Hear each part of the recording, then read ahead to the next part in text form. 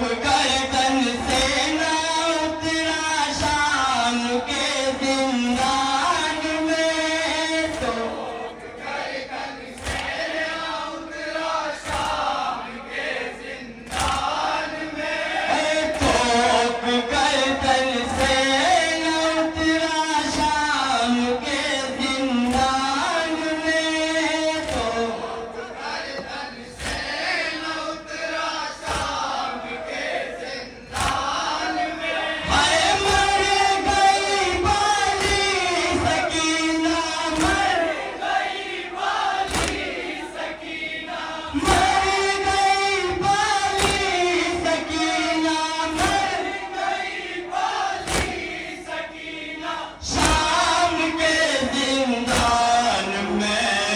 हर तरफ है शोर बरपा शाम के जिंदान में, हर तरफ है शोर बरपा शाम के जिंदान में।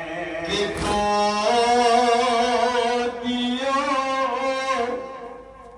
में जो चचा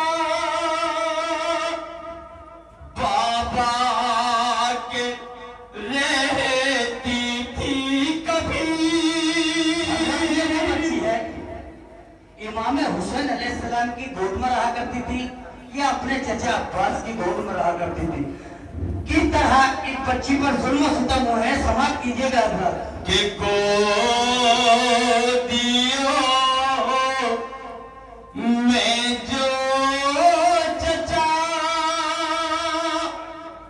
बाबा के रहती थी